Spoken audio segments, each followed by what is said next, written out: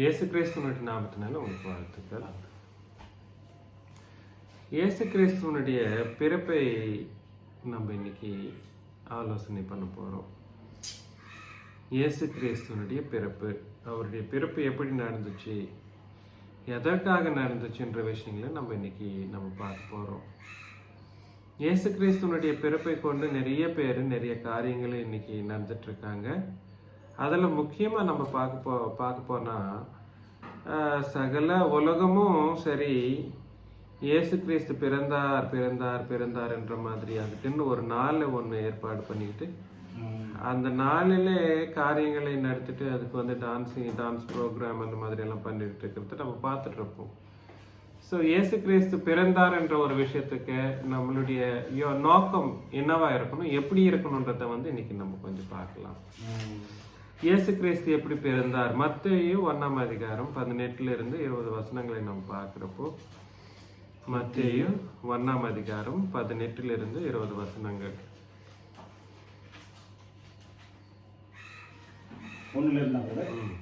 1ஆம் அதிகாரம் 18, 19, 20. இயேசு கிறிஸ்துடைய ஜனனத்தின் விவரமாவது, அவருடைய தாயாகிய மரியாள் யோசேப்புக்கு நியமிக்கப்பட்டிருக்கையில் அவர்கள் கூடி வரும் முன்னே அவள் பரிசுத்த ஆவியினாலே கர்ப்பவதியானாள் என்று காணப்பட்டது. அவள் புருஷனாகிய யோசேப்பு நீதிமானாய் இருந்து அவளை யாருனாலே கர்ப்பவதி ஆனால் பரிசுத்த ஆவியானவர்கள். பரிசுத்த ஆவியானவர்னாலே யாரு? மரியாள் பரிசுத்த ஆவியானவர்னாலே கர்ப்பவதியானாள். இந்த வார்த்தையை நம்ம கேட்கறதுக்கு ரொம்ப கஷ்டமா இருக்கும் இல்லைங்களா? ஏன்னா அப்போ இயேசு கிறிஸ்து யாருக்கு பிறந்தார் என்னக்கூடிய ஒரு தப்பான யோசனை வரக்கூடியதா இருக்குன்னா, யாருக்கு பிறந்தார் என்ற மாதிரி யோசனை வரும். பரிசுத்த ஆவியானவருக்கு பிறந்தார் என்ற மாதிரி, பரிசுத்த ஆவியானவரினாலே கர்ப்பவதியானால் என்றப்போ யாருக்கு பிறந்த மாதிரி நம்மளுக்கு யோசனை வரக்கூடியதா இருக்குன்னா, பரிசுத்த ஆவியானவருக்கே பிறந்தார் என்ற மாதிரி நம்ம யோசனை வரலாம். அங்கே அப்படிதான் எழுதப்பட்டிருக்குது. இதுல அது எப்படி பரிசுத்த ஆவியானவருக்கு பிறந்தார் என்ற மாதிரி எழுதப்பட்டிருக்குது? அப்போ பைபிள் தப்பா இல்லை நம்மளுடைய நோக்கம் தப்பா?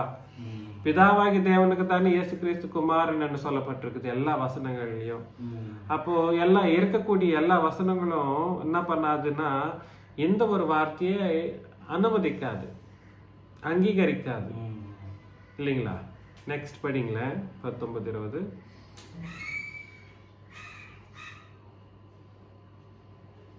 அவள் புருஷனாகி யோசேப்பு நீதிமானாய் இருந்து அவளை அவமானப்படுத்த மனதில்லாமல் ரகசியமாய் அவளை தள்ளிவிட யோசனையாய் இருந்தான்.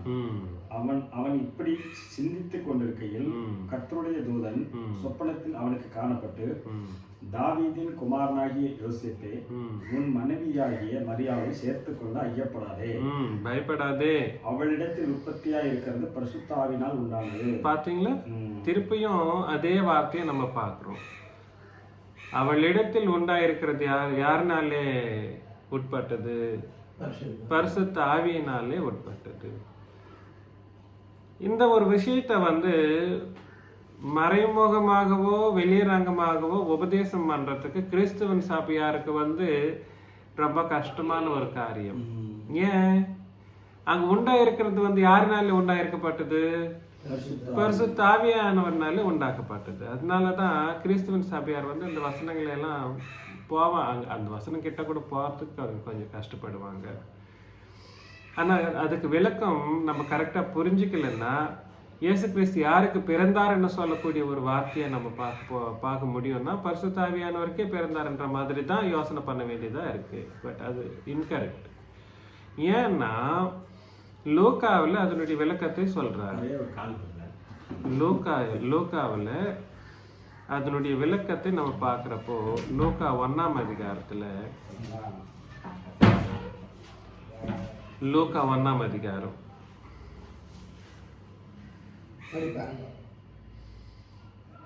லூக்கா 1ஆம் அதிகாரம் 31 நம்ம பார்க்கிறப்போ,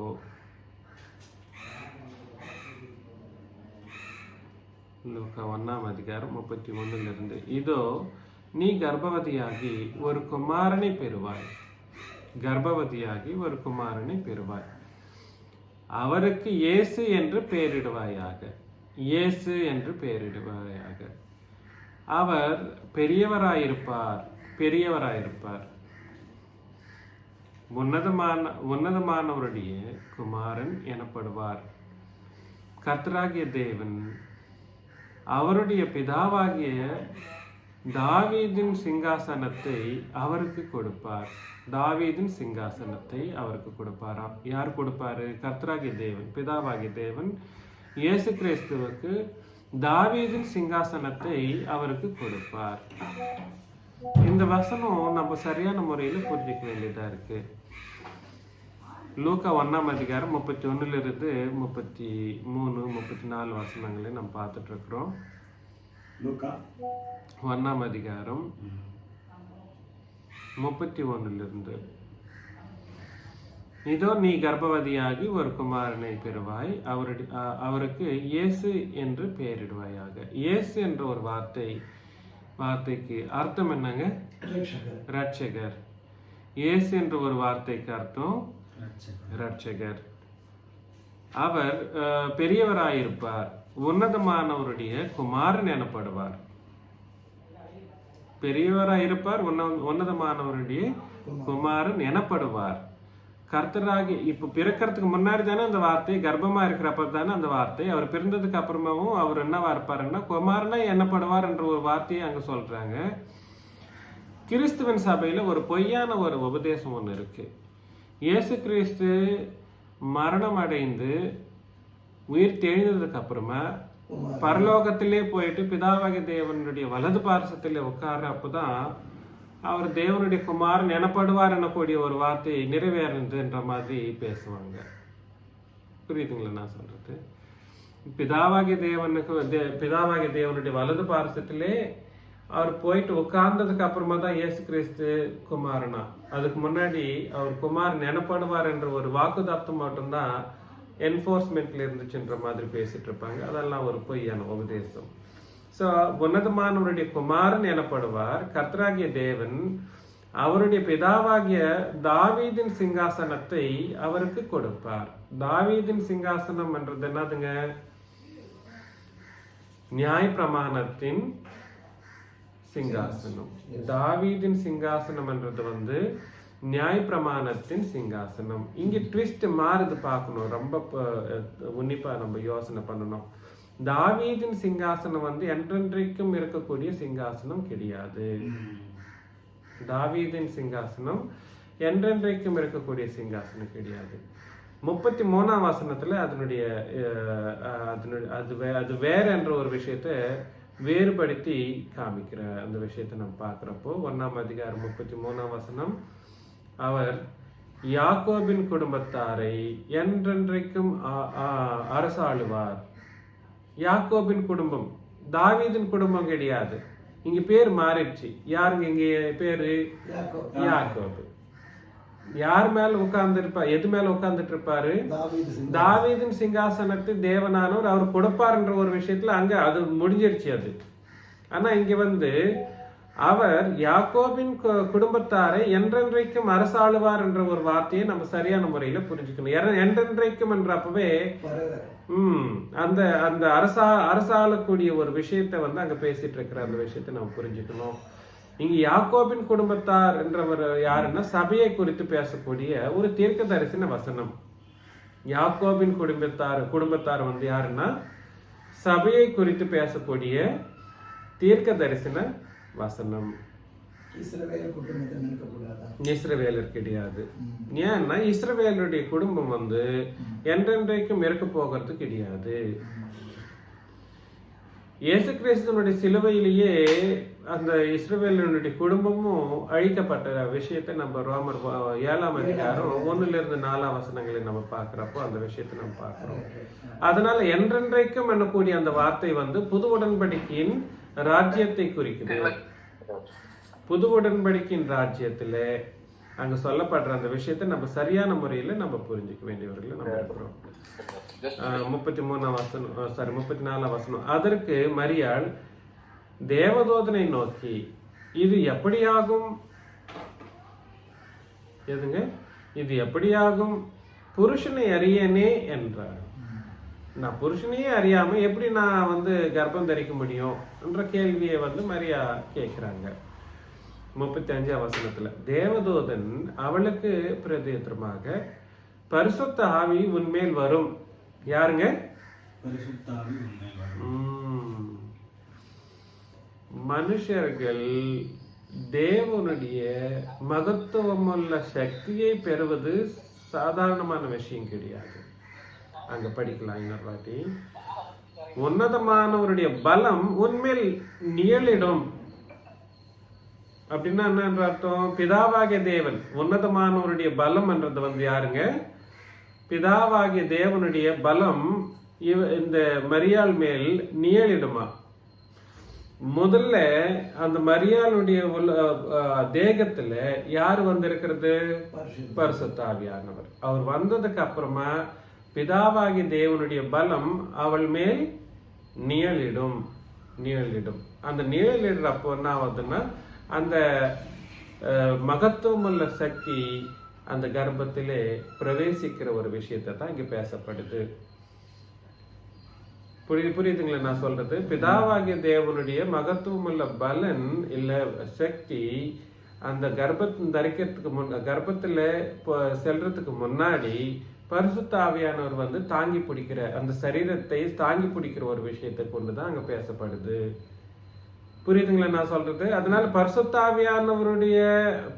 ஆவியானவரினாலே இயேசு கிறிஸ்து பிறக்கிறார் என்ற ஒரு வார்த்தைக்கு முழு அர்த்தம் என்னடன்னா, பிதாவாகிய தேவனுடைய பலன் அந்த கர்ப்பத்திலே பிரவேசிக்கிறதுக்காக பரிசுத்த ஆவியானவர் முன்னவே அந்த சரீரத்திலே இருக்கிறார். யாருடைய சரீரத்திலே? மரியாளுடைய சரீரத்திலே. இப்படிதான் இயேசு கிறிஸ்து அந்த பலன்ன்றது வந்து பலன் வந்து ஒரு ரூபமா மாறி அந்த கர்ப்பம் தரிக்கக்கூடிய ஒரு இயேசு கிறிஸ்துவனுடைய ரூபம் வந்து பிதாவாகிய தேவனுடைய பலனும் இயேசு கிறிஸ்து வேற கிடையாது. அவருடைய பெலனுக்கு ஒரு ரூபம் கொடுத்தா யாரா இருக்க முடியும்னா இயேசு கிறிஸ்துவா தான் இருக்க முடியும். அதனால நான் என்ன சொல்ல வரேன்னா, இயேசு கிறிஸ்துவனுடைய பிறப்பு நாலு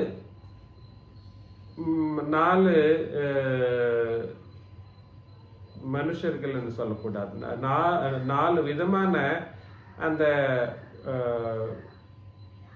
பர்சனாலிட்டிஸ், 4 விதமான பர்சனாலிட்டிஸை கொண்டு நடக்கப்பட்டது. யார் யாரு?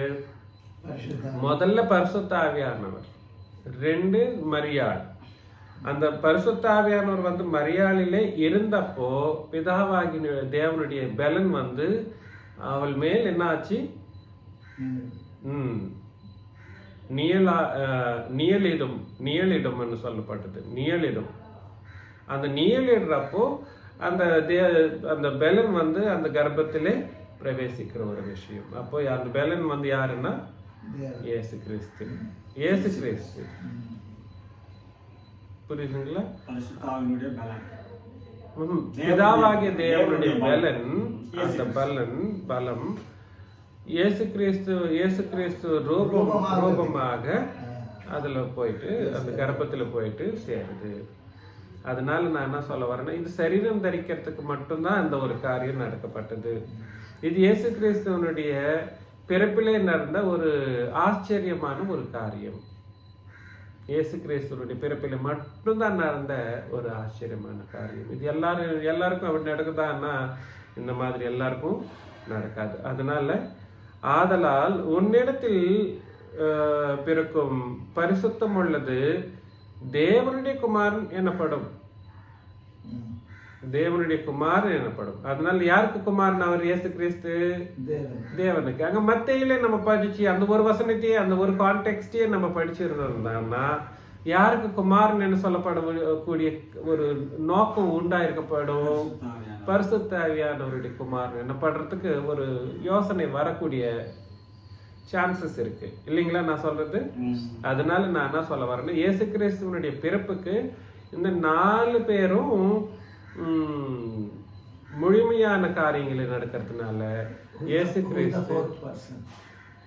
கிறிஸ்து அவருடைய பிறப்புக்கு யாரு? பரிசுத்த ஆவியானவர். பிதாவாகிய தேவன், மரியாள், இந்த 3 பேர்னால இயேசு கிறிஸ்து.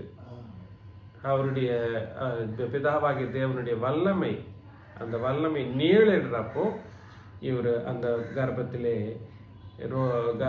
சக்தியின் ரூபத்திலே பிரவேசிக்கிற ஒரு விஷயத்தை நம்ம பார்க்குறோம். புரியுதுங்களா நான் சொல்றது? அது இயேசு கிறிஸ்து அப்படி இந்த உலகத்திலே சரீர ரூபத்திற்காக உலகத்திலே வர அந்த விஷயத்தை நம்ம பார்க்குறோம். இந்த விஷயத்தை இது யாருக்காக நடக்கப்படுதுன்றத நம்ம புரிஞ்சுக்கணும். இயேசு கிறிஸ்துவனுடைய சரீர ரூபம் இப்படி தரிக்கப்பட்டதுன்ற ஒரு விஷயத்தை நம்ம பார்த்துருந்தாலும், இயேசு கிறிஸ்துவனுடைய பிறப்பிலே நம்ம புரிஞ்சுக்க வேண்டிய ரொம்ப முக்கியமான விஷயத்தை தான் இன்னைக்கு இந்த விஷயத்துல ரொம்ப ரொம்ப நுட்பமாக நம்ம பார்க்க வேண்டியவர்களா இருக்கிறோம். அப்போஸ்தலர் நடபடிகள் 7ஆம் அதிகாரம் 37ஆம் வசனத்தை நம்ம பார்க்குறப்போ, அப்போஸ்தலர் நடபடிகள் 7ஆம் அதிகாரம் 37ஆம் வசனம்.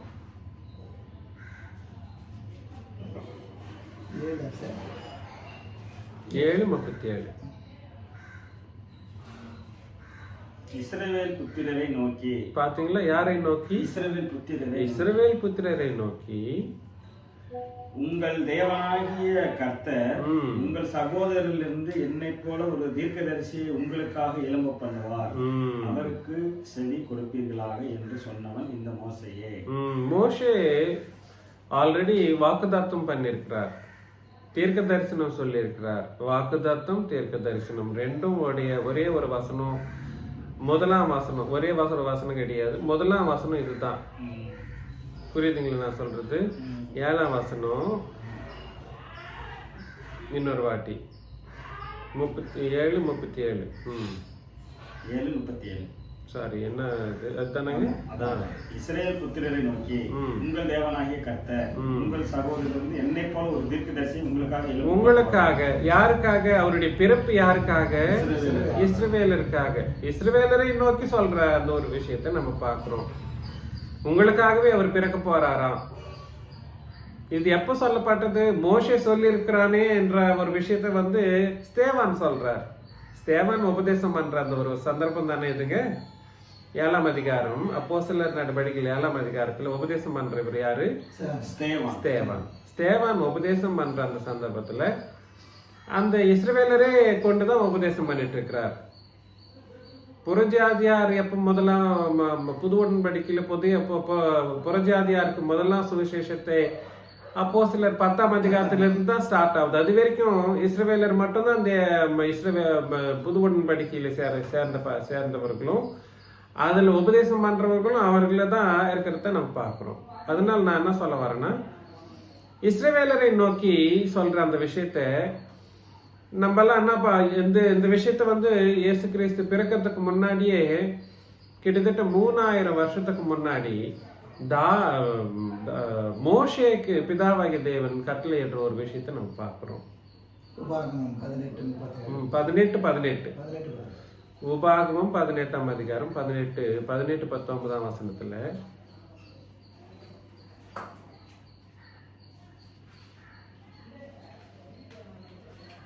உபாகமம் 18ஆம் அதிகாரம் 18-19.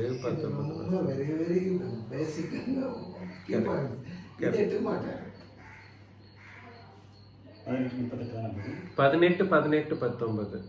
18ஆம் அதிகாரம் 18ஆம் வசனம். உன்னை போல ஒரு தீர்க்கதரிசியை நான் அவர்களுக்காக அவர்களுடைய சகோதரரிலிருந்து நான் எழும்ப பண்ணி என் வார்த்தைகளை அவர் வாயில் அருளுவேன், நான் அவருக்கு கற்பிப்பதெல்லாம் அவர்களுக்கு சொல்லுவார். அதனால அவர்களுக்காகவே எழும்ப பண்ணுவேன். யாருக்காக எழும்ப பண்ணுவாராம்? இஸ்ரவேலர்களுக்காகவே எழும்ப பண்ணுவாராம். பிதாவாகிய தேவனுடைய கட்டளையை சரியான முறையில நம்ம புரிஞ்சுக்கணும். இது கட்டளையும் மறுபடியும் என்னவா இருக்கு? வாக்குதார்த்தமும் உள்ளதுமா இருக்கு. அதே மாதிரி தீர்க்க தரிசனமுமா இருக்கு. அதனாலதான் அவங்க எதிர்பார்த்தாங்க. எத்தனை வருஷங்கள் எதிர்பார்த்தாங்கன்னா 3000 வருஷங்கள் எதிர்பார்த்தாங்க. எப்ப போய் பிறக்க போறாரு, எங்களுக்காக வரப்போகிற அந்த தீர்க்க தரிசி எப்ப வரப்போறாரு என்ற ஒரு விதத்தை அவங்க எதிர்பார்த்தாங்க. எதிர்பார்த்து பார்த்தாங்க. அவர் வந்ததுக்கு அப்புறமா, அவர் பிறந்ததுக்கு அப்புறமா அவரை புரிஞ்சிக்காமையே போயிட்டாங்க இஸ்ரவேலர். நான் என்ன சொல்ல வரேன்னா, இயேசு கிறிஸ்துவனுடைய பிறப்பு யாருக்காக மட்டும்தான் ஒரு விஷயத்தை நம்ம கரெக்டா புரிஞ்சுக்கணும்னா, இஸ்ரவேலருக்காகவே இயேசு கிறிஸ்துவனுடைய பிறப்பு இருக்கு. அது சகல ஜாதியாருக்காக அவர் பிறக்கப்படல. புரியுதுங்களா நான் சொல்றது? சகல ஜாதியாருக்காக கிடையாது. அது எதற்காக அவர் பிறப்பிக்க போறாருன்ற ஒரு விஷயத்தையும் நம்ம பார்க்கலாம். இஸ்ரவேலருக்காக தான். ஆனா அது எதற்காக? 13 அப்போஸ்தலர் நடபடிகள், அப்போஸ்தலர் நடபடிகள் 13ஆம் அதிகாரம் 23ஆம் வசனத்துல கரெக்ட் 13:23 அவருடைய சந்ததியிலே தேவன் தமது வாக்குத்தத்தத்தின்படியே இஸ்ரவேலுக்கு இரட்சகராக இயேசுவை எழும்ப பண்ணினார். எதற்காகங்க? வாக்குத்தத்தத்தின்படி இஸ்ரவேலுக்கு ரட்சகராக இருக்க இயேசு கிறிஸ்துவை எழும்ப பண்ணுவாராம். எழும்ப பண்ணுவாருன்னாலும் பிறப்பிக்குவார் என்ற ஒரு விஷயத்தை தான் எழுதப்பட்டிருக்குது. எழும்புறது, பிறக்கப்படுறது, பிறப்பு ரெண்டும் ஒன்று தான். இஸ்ரவேலருக்கு ரட்சகரா? ஏன் ரட்சகர்? இஸ்ரவேலருக்கு என்ன குறைஞ்சிச்சுன்னு ரட்சகர் வேணும்? இஸ்ரவேலருக்கு ராஜாக்கள் இல்லைங்களா? இஸ்ரவேலரை நடத்தக்கூடிய ராஜாக்கள் இல்லையா? இஸ்ரவேலரை நடத்துறதுக்கு நியாயப்பிரமாணம் கிடையாதா? இஸ்ரவேலரை நடத்துறதுக்கு லேவியனுடைய ஆசாரியத்துவம் இல்லைங்களா? லேவியர்களுடைய ஆசாரியத்துவம் இருக்குங்களே. இஸ்ரவேலரை நடப்பிக்க அந்த தீர்க்கதரிசிகள் இல்லைங்களா? இத்தனை பேர் இருந்தும் அவங்க இஸ்ரவேலருக்காக தேவனே எந்தெந்த சூழ்நிலை வந்தாலும் அவர்களுக்கு சகாயம் பண்ண என்னைக்குமே காரியங்களை நடத்திட்டு இருக்கக்கூடிய மகாதேவன், பிதாவாகி தேவன் இல்லைங்களா? அப்ப அவங்களுக்கு எதுக்கு ரட்சகர் தேவைப்படுது? ரட்சகர் தேவைப்படுது. இஸ்ரவேலரை புது உடன்படிக்கையின்படி கிடையாது. இஸ்ரவேலரை அந்த இஸ்ரவேலிலிருந்தே அவங்களுடைய 4 விதமான விஷயங்கள்ல இருந்து ரட்சிக்கக்கூடிய ஒரு ரட்சகர் தேவைப்படுது. 4 விதமான ஒரு காரியங்கள்ல இருந்து ரட்சிக்கிறதுக்கான ரட்சகர் அவங்களுக்கு தேவைப்படுது. அதற்கு முன்னாடி எத்தனை பேர் நியாயாதிபதிகள் இருந்தாங்க, தீர்க்கதரிசிகள் இருந்தாங்க, அப்புறம் ராஜாக்கள் இருந்தாங்க, ஆசாரியர்களே பிரதான ஆசாரியர்கள் இருந்தாங்க. இத்தனை பேர் இருந்தும் ரட்சிக்கக்கூடிய ஜனங்கள், ரட்சிக்கக்கூடிய ஒரு ராஜன், ஒரு கர்த்தர் அவங்களுக்கு எல்லாமே போயிட்டாங்க. அது எதிரில் இருந்து அவங்கள ரட்சிக்கக்கூடிய ஒரு விஷயங்கள்ன்றத நம்ம தோராயமா நம்ம பார்க்கலாம். நமக்கு தெரிஞ்சதுதான். அது அப்போஸ்தலர் நடபடிகள் 15:1 நீங்க படிக்க தேவையில்ல. விருத்த சேதனம் இஸ்ரவேலருடைய ரட்சிப்பு. விருத்த சேதனம் இஸ்ரவேலருடைய ரட்சிப்பு. 1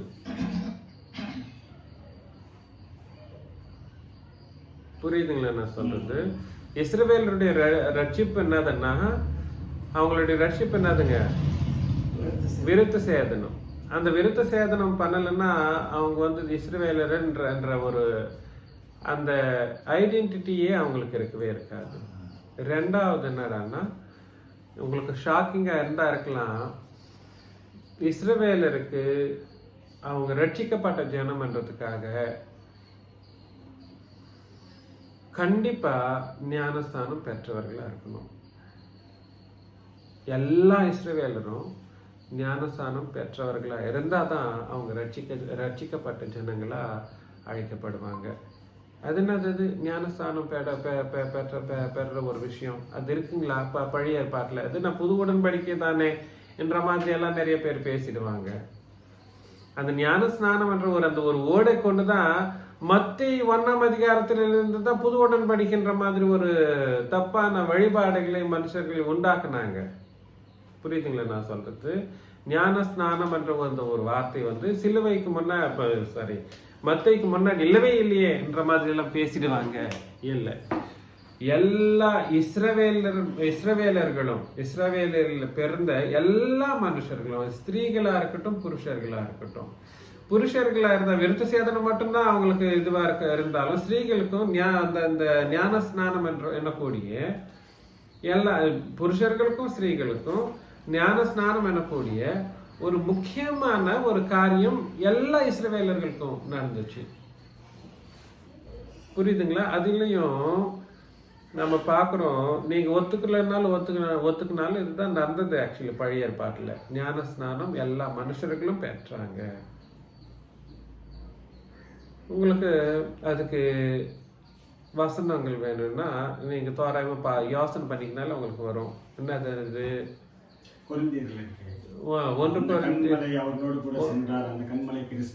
ஒன்று கொரிந்தியர் 10ஆம் அதிகாரம் 1-4 வசனம் படிக்கிறப்போ மேகங்கள்லயும் சமுத்திரத்திலயும் அவங்க என்ன பண்ணாங்களா? ஞானஸ்தானம் பெற்றாங்கலாம். அதுவும் இல்லையவா? ஒரு வாட்டி இந்த வசனத்தை மட்டும் படிக்கணும். எபிரேயர் 9ஆம் அதிகாரம் 9-10. எபிரேயர் 9ஆம் அதிகாரம் 9-10 வசனங்கள்.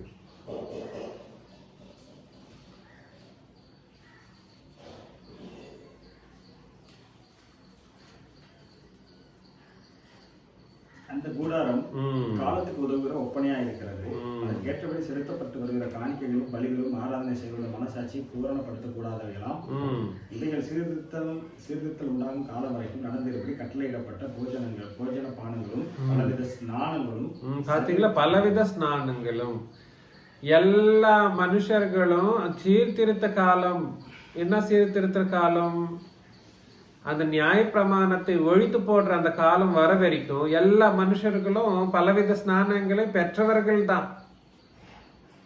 పురియుదుங்களா? నీకు తెలుగులో ప్రక్షాళనము అనే మాటను మీరు చూసినప్పుడు అక్కడ కింద బాప్తిజం అనే మాట మీకు కనబడుతుంది. ప్రక్షాళనం అనే మాటకి అక్కడ ఎగ్జాక్ట్ ఆన్సర్ అక్కడే చెప్పాడు 9:10లో. ఆ ఫుట్ నోట్లో బాప్తిస్మము.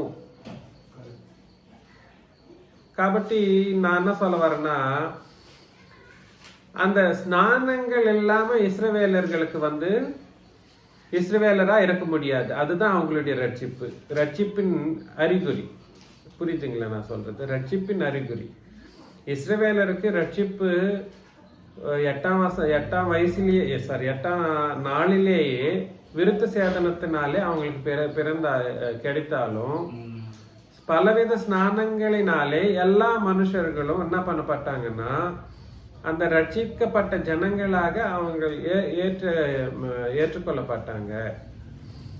ஆனா இந்த விஷயம் இஸ்ரவேலருக்கு என்னவா மாறிடுச்சுன்னா, நியாய பிரமாணத்தை அவங்க ரட்சிக்கப்பட்டு இருந்தாலும், இந்த 2 முக்கியமான விஷயங்கள்ல ரட்சிக்கப்பட்டு இருந்தாலும் நியாய பிரமாணத்தை சரியான முறையில கடைபிடிக்காததுனாலே அதனுடைய நியாய பிரமாணத்தினாலே வரக்கூடிய அந்த பாவங்கள் இருக்கு இல்லைங்களா? பாவம் நியாய பிரமாணம் என்ன பண்ணுச்சு? பாவத்தை விருத்தி பண்ணுச்சு, பெருகிருச்சு. பெருகிறதுக்கு இது உடன்பாடா இருந்துச்சு. எது? நியாய பிரமாணம். அதனால என்ன நடக்குது தெரியுங்களா? நியாய பிரமாணத்தினால இஸ்ரவேலருக்கு வந்தது என்ன? பாவம் மட்டும் கிடையாது, நியாய பிரமாணத்தை சரியான முறையில கடைபிடிக்கலன்னா அவங்களுக்கு சாபம் சேரும். என்ன சேரும்னா, நியாய பிரமாணத்தினாலே இஸ்ரவேலர் பெற்றுக்கொண்டது என்னடான்னா நீதி கிடையாது, சாபங்கள். புரியுதுங்களா நான் சொல்றது? அந்த விஷயத்தை நம்ம கலாத்தியர்ல பார்க்கலாம். கலாத்தியர் 4ஆம் அதிகாரத்துல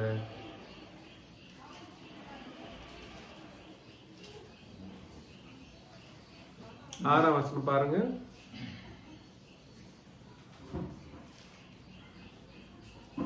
கலாத்தியர் 4:6. சாரி, சாபங்கள் 3ஆம் அதிகாரம் 3:6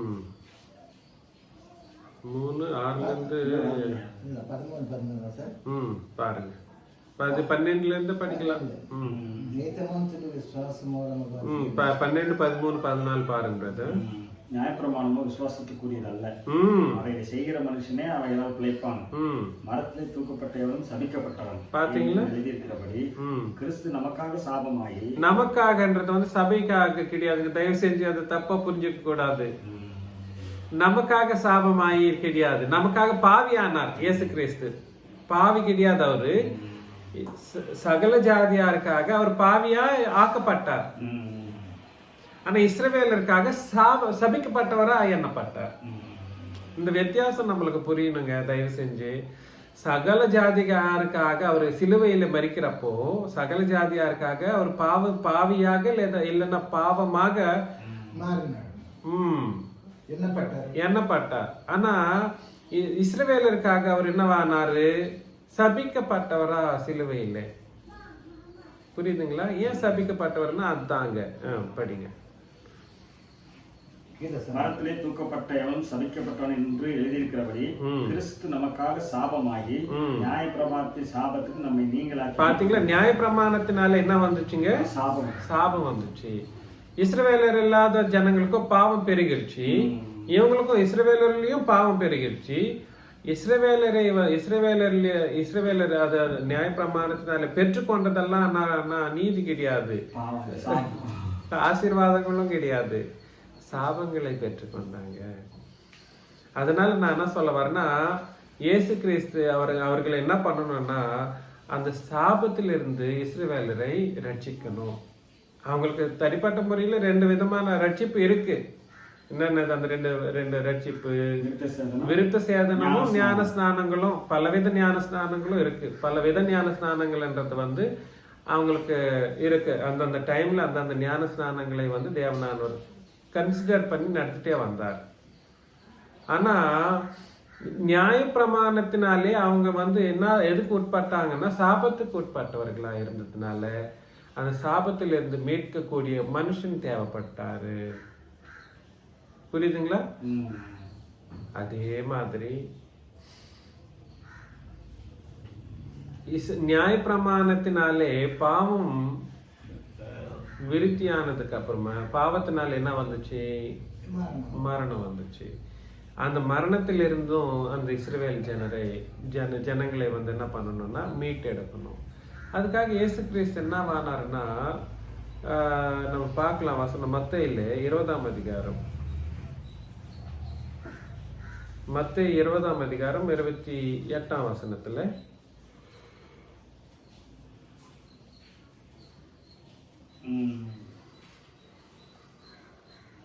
மனுஷகுமாரன் அப்படியே மனுஷகுமாரனும் ஊழியம் கொள்ளும்படி அவர் வரல, ஊழியம் செய்யும்படியாகவும் செய்யவும் அநேகரை மீட்கும் பொருளாக தம்முடைய ஜீவனை கொடுக்கவும் வந்தார். மீட்கும் பொருள் என்னதுங்க? நம்ம வந்து அது கரெக்ட். நம்ம வந்து மீட்கும் பொருள்ன்றத சரியான முறையில புரிஞ்சுக்க வேண்டிய ஒரு சூழ்நிலை இங்க இருக்கு.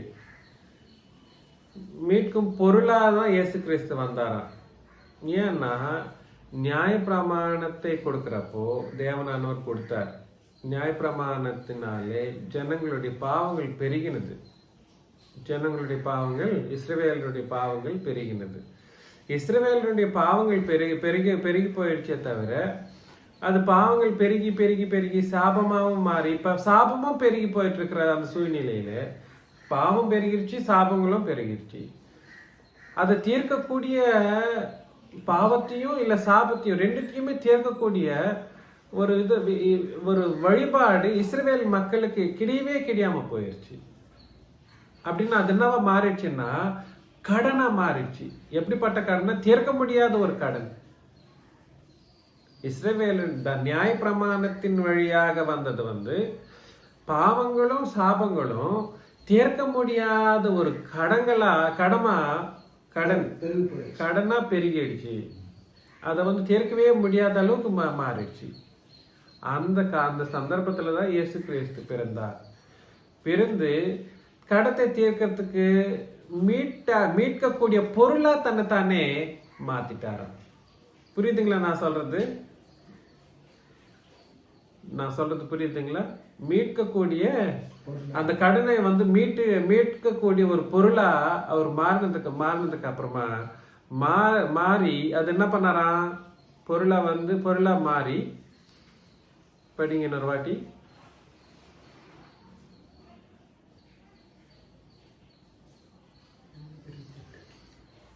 20:28. அப்படியே மனுஷகுமாரனும் ஊழியம் கொள்ளும்படி வராமல் ஊழியம் செய்வோம் அநேகர் மீட்கும் பொருளாக தன்னுடைய ஜீவனை கொடுக்கும் வந்தார். மீட்கும் பொருளாக தன்னுடைய ஜீவனை கொடுக்கிறார். தன்னுடைய ஜீவன், இங்கே சொல்லப்படுற அந்த ஜீவன் வந்து ஜீவன் கிடையாது, தன்னுடைய உயிர் தன்னுடைய உயிரை சிலுவையில கொடுக்கிறப்போ அந்த நியாய பிரமாணத்தையே அழித்துடுறார். அப்போ கடன் என்ன ஆயிடுது? கடனே எல்லாம் போயிடுது. உயிரை கொடுக்கிறப்போ அந்த நியாய பிரமாணத்தை ஒழித்துடுறப்போ கடன் இருக்குமா? கடனே இருக்காது. அதுதான் அங்க, அதுக்காக தான் இஸ்ரவேலருக்காக இயேசு கிறிஸ்து என்னவா பிறந்தாருன்னா ரட்சகராக பிறந்தார் இஸ்ரவேலருக்கு. புரியுதுங்களா நான் சொல்றது? இஸ்ரவேலருக்கு ரட்சகராக பிறந்தார். என்ன ரட்சகர்? எப்படிப்பட்ட ரட்சகர்னா, அவங்களுக்கு ரட்சிப்பு இருந்தாலும் அந்த ரட்சிப்பு வந்து இஸ்ரவேல் நியாயப்பிரமாணம் இருக்கிற வரைக்கும் நடக்கணும். எந்த ரட்சிப்புன்னா அந்த விருத்த சேதனமும் ஞான ஸ்நானமும் கண்டிப்பா நடந்து ஆகணும். நடந்துட்டு இருந்தாலும் நியாயப்பிரமாணத்தினாலே வந்தது வந்து நீதியின் காரியங்களோ நீதியோ கிடையாது, பரிசுத்தமோ கிடையாது, வேற எந்த கிடையாது. அவங்கள வந்து பெருகிடுது வந்து பாவங்களும் சாபங்களும். அந்த பாவங்கள் சாபங்கள் வந்து இயேசு கிறிஸ்துவனுடைய பிறப்பு வரைக்கும் தீர்க்க முடியாத கடனா மாறுறதுனால தன்னுடைய உயிரையே கொடுத்து இயேசு கிறிஸ்து என்ன பண்ணிட்டாருன்னா அந்த நியாய பிரமாணத்தையே ஒழித்து போடுறதுனால அந்த கடங்களும் சாபங்களும் எல்லாமே இஸ்ரவேலரை வந்து மாற்றிட்டு அவர்களை அந்த நியாய பிரமாணத்தின் கடனிலிருந்து மீட்டெடுக்கிறார். அதனாலதான் இயேசு கிறிஸ்து இஸ்ரவேலருக்கு ரட்சகர். இயேசுன்ற அந்த ஒரு வார்த்தைக்கும் அதுதான் அர்த்தமே. என்னது? ரட்சகர் எனக்கூடிய அர்த்தம். அவருடைய உலக ரட்சகர் கிடையாது. இயேசு கிறிஸ்து உயிரோட வாழ்ந்த காலத்துல என்ன சொல்லுங்க? உலக ரட்சகர் கிடையாது. என்னைக்கு அவர் சிலுவையில பாவங்க சகல ஜாதியாருடைய பாவங்களுக்காக தன்னை தானே ஒப்பு கொடுத்தாரோ அன்னையிலிருந்து தான் அவர் வந்து உலக ரட்சகர். புரியுதுங்களா சொல்றது? அதுக்கு முன்னாடி அவர் யாருக்கு ரட்சகரா பிறந்தாரு? பிறப்பு வந்து பிறப்பு வந்து இஸ்ரவேலருக்கு, இறப்பு வந்து சகல ஜாதியாருக்கும். இந்த வித்தியாசம் வந்து நம்மளுக்கு சரியான முறையில புரியணும். கிறிஸ்துமஸ் கொண்டாடுறத விட அவர் மரணத்தை தான் கொண்டாடுறாங்க, பண்டிகை கொண்டாடுறேன். ஒருவேளை அதனால்தான் அவர் இயேசு கிறிஸ்து இஸ்ரவேலரை இன்னைக்கும் நம்புறதில்ல தானே, அவங்க நம்புறது இல்லை. ஒருவேளை பண்ணணும்னாலும் இஸ்ரவேலர் வந்து தான் பண்ணணும். எது பண்ணணும்? கிறிஸ்மஸ் நடத்தணும்னா யார் நடத்தணுங்க? இஸ்ரவேலர். கலாத்தியர் 4ஆம் அதிகாரத்துல கலாத்தியர் 4ஆம் அதிகாரம் 4, 5, 6 வசனங்களை பார்க்கிறப்போ, நாம் புத்திர சுவியாரை அடையும்படி நியாயப்பிரமாணத்துக்கு கீழ்பட்டவர்களை மீட்டுக் கொள்ளத்தக்கதாக. பாத்தீங்களா? எதுல இருந்து மீட்டு எடுத்தாரு? நியாயப்பிரமாணத்தின் கீழ் உள்ளவர்களை மீட்டெடுப்பதற்காக காலம் நிறைவேறின போது சிறுநீரத்தில் பிறந்தவரும் நியாயப்பிரமாணத்துக்கு கீழானவருமாகிய நம்முடைய குமாரனை தேவன் அனுப்பினார். பாத்தீங்களா? குமாரனை அனுப்பினார் என்றப்போ அவர் எங்கிருந்து குமாரனா இருக்கிறார் என்ற அர்த்தம் அங்க நமக்கு தெரியுது. பரலோகத்திலிருந்தே அவர் குமாரன். புரியுதுங்களா? ஆனா இங்க வந்து நிறைய பேர் என்ன பண்ணுவாங்கன்னா அந்த உறவுகளை ஒட்டுறதுக்கு ட்ரை பண்ணுவாங்க. எப்படி குமாரன் பரலோகத்துல ஆவிகளா இருக்கிறப்ப இந்த மாதிரி உலகத்துக்குரிய ஆலோசனைகளை வந்து ஒட்டுறதுக்கு ட்ரை பண்ணுவாங்க. உறவுகளையும் சம்பந்தங்களையும் சேர்க்கறதுக்கு ட்ரை பண்ணுவாங்க. அது அப்படி கிடையாது. நம்ம உறவுகளை வந்து நம்ம கூட சரி நாளைக்கு நம்ம செத்து பரலோகம் போயிட்டு அங்க போனாலும் நம்ம வந்து உறவுகளை கொண்டு நம்ம அங்க பரலோகத்தில் வாழ போறது கிடையாது. உறவுகளை கொண்டு நம்ம பரலோகத்துல வாழ போறது கிடையாது. It is not the relationship thing that is going to be there in the heaven forever. புரியுதுங்களா நான் சொல்றது? உறவுகள் என்றது வந்து இந்த உலகத்துல நம்ம சரீரத்தில் இருக்கிற வரைக்கும் தான். அதுக்கப்புறமா அந்த உறவுகள் எல்லாம் வந்து இருக்காது. தேவதூதர்களை போல் இருப்போன்ற ஒரு வார்த்தை நம்ம படிச்சிருப்போம். அங்க வந்து அந்த இதெல்லாம் இருக்காது. அவங்க இண்டிவிஜுவாலிட்டி அவங்க மெயின்டைன் பண்ணுவாங்க. ஸோ 4ஆம் அதிகாரம் 4ஆம் வசனத்துல நம்ம என்ன பார்த்துட்டு இருக்கிறோம்னா, இயேசு கிறிஸ்து வந்து காலம் பரிபூர்ணமானதுக்கு அப்புறமா அவர் ஸ்திரீயின் இடத்துல பிறந்து இஸ்ரவேலரை யாருக்கென்று மீட் எடுத்தாரா? எங்கிருந்து மீட் எடுத்தாரா? நியாயப்பிரமாணத்துக்கு கீழே. அதாங்க, நியாயப்பிரமாணத்துக்கு கீழே இருக்கக்கூடிய அந்த ஜனங்கள் வந்து யாருக்கு, எதுக்கு நியாயப்பிரமாணத்தின் கீழே இருக்கிறவங்க எதுக்கு மீட் எடுக்கக்கூடிய ஒரு சூழ்நிலை வந்துருச்சுன்றத நான் இதுக்கு முன்னாடி தோராயமா சொல்லிட்டேன். சாபங்களும் பாவங்களும் இருக்கிறதுனால. அந்த ரெண்டுத்தினால வந்தது இன்னொரு 2 காரியங்கள் என்னதுங்க? பாவங்களும் சாபங்கள்னால வந்த இன்னொரு காரியங்கள் என்னதுங்க? மரணமும் சாத்தானும்.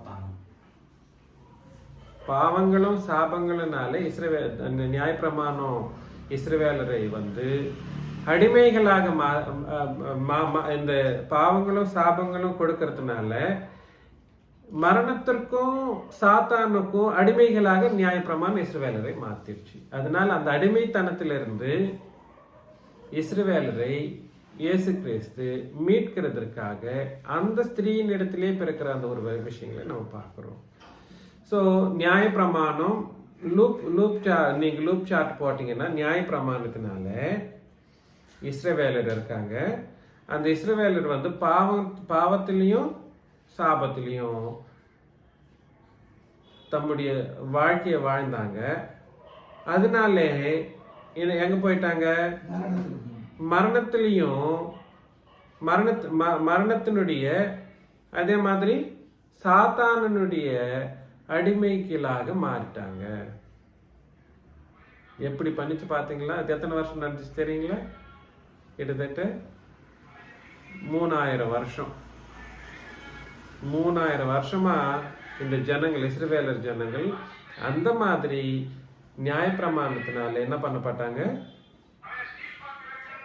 சாத்தானுக்கும் மரணத்திற்கும் அடிமைகளாக இருந்தாங்க.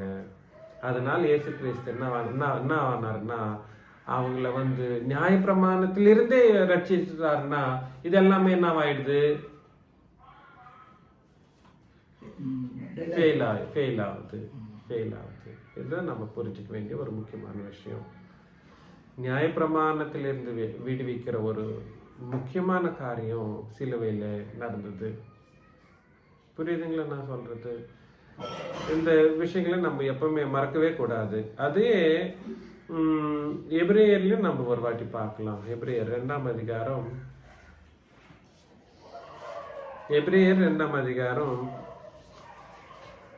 14-15.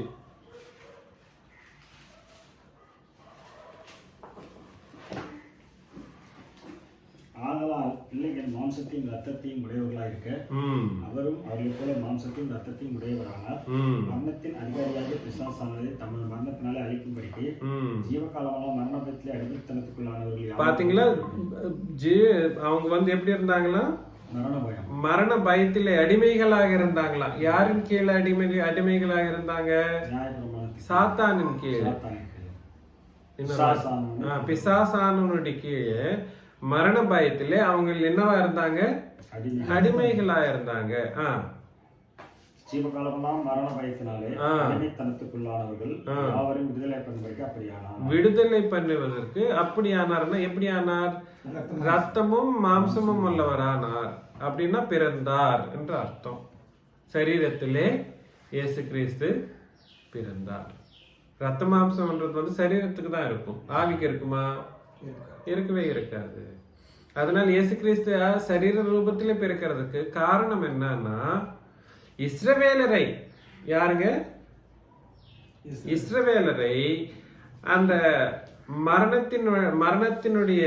மரணத்திலேயும் சாத்தான் பிசாசின் அடிமைத்தனத்திலேயும் இருந்த அந்த ஜனங்களை வந்து விடுவிக்கிறதற்காக அவர் வந்து இயேசு கிறிஸ்து என்னவானார்? பிறந்தார். இதுதான் அங்கே இயேசு கிறிஸ்துவனுடைய பிறப்பு. இயேசு கிறிஸ்துவனுடைய பிறப்பு 3 முக்கியமான விஷயங்களை நம்ம பார்த்தோம். ஒன்று, அவருடைய பிறப்பு எப்படி நடந்துச்சுன்னா பரிசுத்தாவியானவர்னாலும் பிதாவாகிய தேவனுடையனாலும் மரியம்மா கர்ப்பத்தில் அவர் பிரவேசிக்கிறதுனாலையும் நடந்துச்சு. ஆனால் அங்கே ஒரு கிளாரிஃபிகேஷன் நம்ம பார்த்தோம். என்ன கிளாரிஃபிகேஷன் பார்த்தோம்? இயேசு கிறிஸ்து பரிசுத்தாவியானவர்னாலே பிறந்தார் என்ற ஒரு வார்த்தையை நம்ம படிச்சிருந்தாலும், அப்படி பரிசுத்தாவியானவர்னாலே பிறந்தார்ன்றத கரெக்டாக நம்ம புரிஞ்சிக்க வேண்டியவர்களாக இருக்கிறோம். அவர் பரிசுத்தாவியானவருக்கு பிறந்தவர் கிடையாது. பரிசுத்தாவியானவர்னாலே பிறந்தார்ன்றதுனால பரிசுத்தாவியானவருக்கு கிறிஸ்து பிள்ளை கிடையாது. புரியுதுங்களா?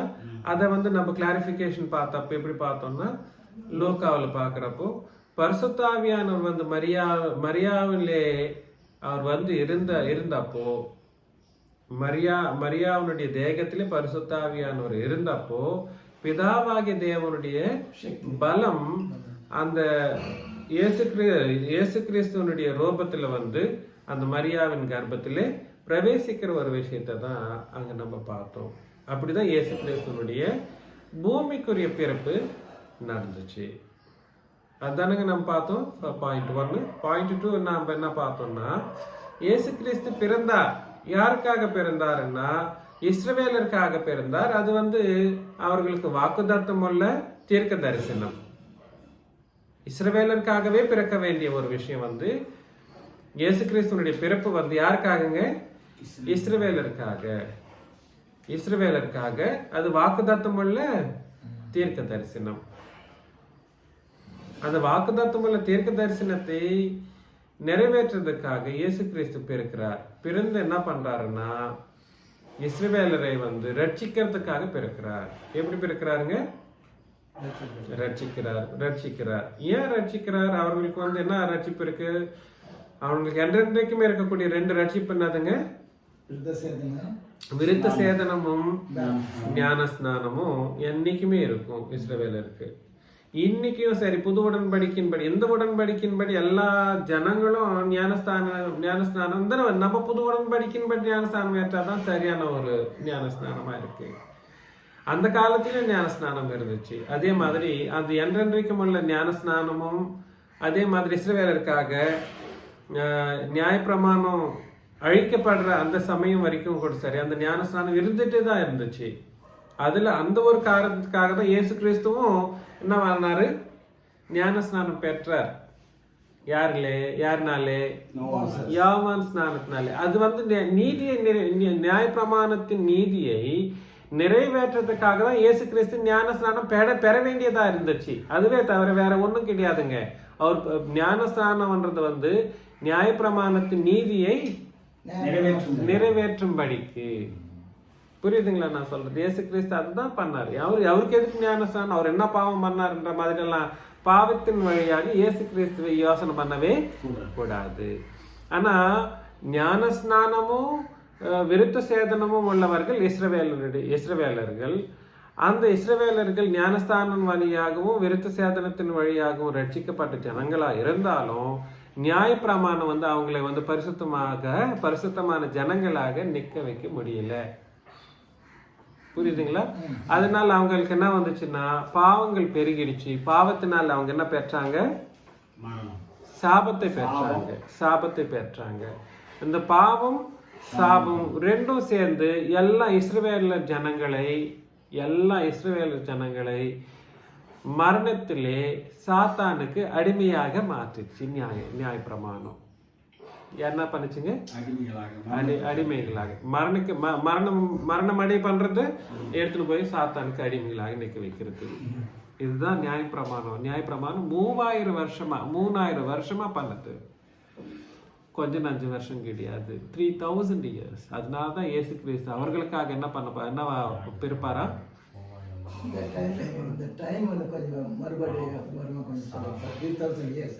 3000 years.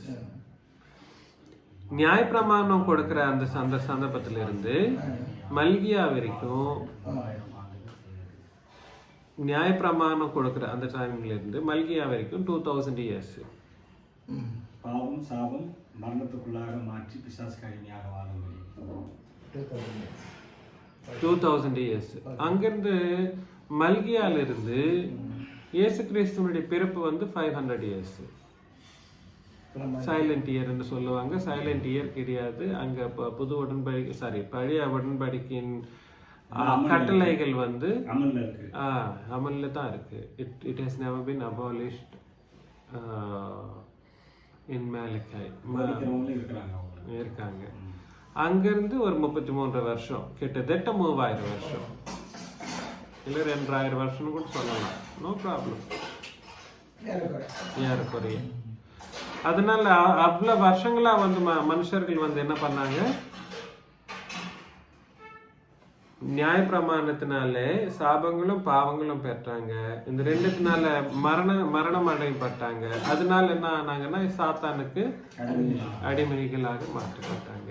இந்த ஒரு செட்டப்ல இருந்துதா இயேசு கிறிஸ்து அவர்களை வந்து பாவத்திலிருந்து, சாபத்திலிருந்து, மரணத்திலிருந்து, சாத்தானுடைய அதிகாரத்திலிருந்து விடுவிக்கிறதுக்காக நியாயப்பிரமாணத்தையே ஒழித்து போடுறதுனால அவர்களை எல்லாரும் என்ன பண்ணாருன்னா, இயேசு கிறிஸ்து ரத்த மாம்சத்திலே பிறந்து அவர்களை வந்து தன்னுடைய சிலுவையிலே தன்னுடைய ஜீவனை கொடுக்கறதுனால அந்த கடன் இருக்கு இல்லைங்களா, பாவம் சாபம் என்ற கடன், அந்த கடனை வந்து தன்னுடைய உயிரினாலே மீட்டெடுத்து மீட்பின் பொருளாக தன்னை தானே மாற்றிக்கொள்றார். என்ன பொருள் அது? என்ன ஒரு சூப்பரான வேர்டு அது இல்லைங்களா, மீட்பின் பொருள். என்ன மீட்பின் பொருள்? தன்னுடைய ஜீவன், தன்னுடைய ஜீவனையே கொடுத்து மீட்பின் பொருளாக இஸ்ரவேலரை அதிலிருந்து நியாயப்பிரமாணத்தில் இருக்கிறவங்க பாவம் செஞ்சா சில மீட்பு கொள்ளும்படி அவங்க பொருள் கொடுப்பாங்க. கரெக்ட். அந்த பொருளெல்லாம் நிரந்தரமான மீட்பு கிடையாது, தற்காலிகமான வஸ்துக்களா. அதனால்தான் பேதுரு சொல்லும் போது அழிவுள்ள வஸ்துக்களாகி பொன்னினாலும் வெள்ளியினாலும் நீங்கள் மீட்கப்படாமல். Correct correct. ஸோ அதுதாங்க நடந்தது. அது அப்படிதான் இயேசு கிறிஸ்துவனுடைய பிறப்பு நடந்துச்சு. புரியுதுங்களா நான் சொல்றது? நம்ம கொஞ்சம் பிரேக் எடுத்துட்டு திருப்பி செகண்ட் செஷன் நம்ம போய்க்கலாம். உங்களே அவருக்கும் வாழ்த்துக்கள்.